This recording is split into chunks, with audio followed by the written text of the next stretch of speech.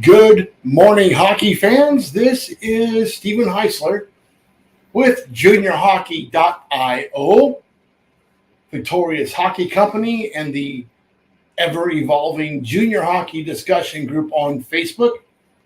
You are watching the Junior Hockey Morning Show. We are on the World Sports Broadcasting Network, WSBN.TV. Tommy? Facebook, X, YouTube. Hopefully, wherever you are this morning, this afternoon, today, evening if you are, or afternoon if you are over in Europe. Hope that you are enjoying this week at hockey. Today is September 23rd, 2024. Today's topic, if I were king, the North American Hockey League covers the entire continent. Okay, maybe not Mexico. Not much junior hockey being played down in the land of the big sombrero. But the United States and Canada might do itself a favor to combat the Canadian Hockey League and what the USHL and the BCHL are doing by forming a super league, or really a collection of leagues. My idea would be to break up the North American Hockey League into 8 individual leagues, easy to do, and let Mark Frankenfeld merge the NAHL brand with the Canadian Junior Hockey League, combine assets, combine really organizational structure, referee training, a lot that you can do there, and come together for events throughout the year. The showcase can be ridiculously huge. Maybe do a couple of different showcases. Regional ones would be a good idea. But you can do something different. Top prospects can be a lot of fun with 16 different teams. The finals, the real continental championship, can be played down maybe regionally for the first 2 rounds and bring in the final 4 for a really amazing Frozen Four. Maybe do it the same location as the college Frozen Four. That would be appealing. A lot of college coaches at that event every year. There's a lot that we can do. But the real reason is why. Why would you do something so massive? Why take on such a massive undertaking? But the bottom line is the North American Hockey League has gotten too big. The markets and the operational standards are all over the board. What works in Minot or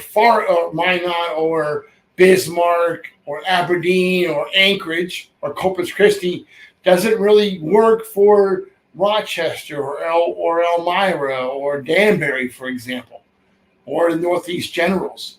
They operate on 2 different business structures.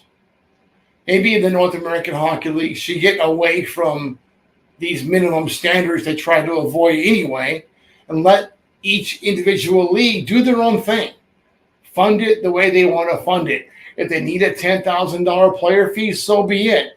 If they don't, so be it. But let's end geographical boundaries. Let's end, you have to play in this province if you're 16 or 17. Let the players flow to the operators and the programs they want to play for. Enough with the restrictions. Even the playing field across the continent. If money's driving one league, so be it. But let everybody play. Let's settle who's better than anybody else on the ice. It just makes a lot of sense. I know, sense.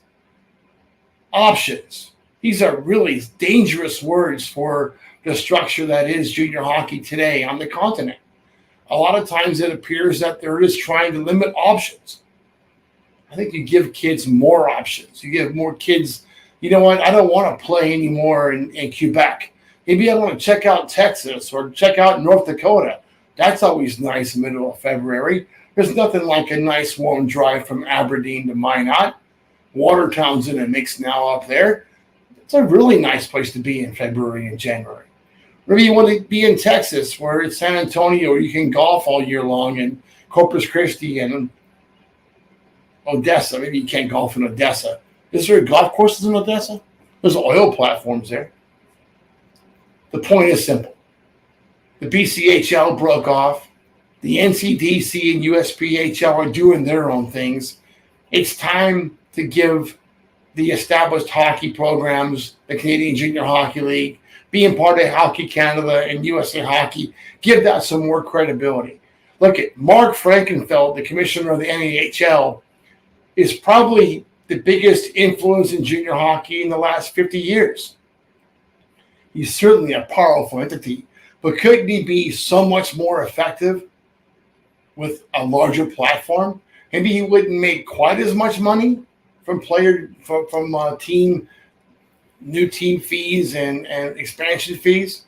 Maybe let some of that stuff go to operators and that can do it for less money. But right now, the price tag on a new NAHL team is obnoxious. When you're talking about 7 figures, that's a lot of money. Maybe teams need to be able to get into the game with a little less money, and that's where the CJHL teams could come in. Can Alberta compete with the NAHL? Saskatchewan compete with the NAHL? I'll tell you this, when they can operate on a platform with 0 player compensation, I think they can, especially without an import restriction. Frankenfeld, are you afraid of something like this? Are you afraid of losing too many American players to free-to-play hockey? I don't think you are. I think your operators are up for the challenge, and I'd love to see it. What do you think?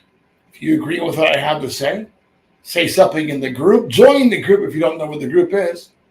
Junior Hockey Discussion Group on Facebook is growing to almost 11,000 members. It's unreal. I'm very proud of those guys. Great conversation, great content. All right, folks. Listen, I'm still looking for Canadian writers, USHL writers. You feel like you want to give your league more coverage, more insight, more really exposure, come join us. Drop me a line. Let's talk about it. That's it for today. Hope that you enjoy your morning coffee. I'm drinking a Dr. Pepper. Diet, 0 sugar. Have a great day in hockey.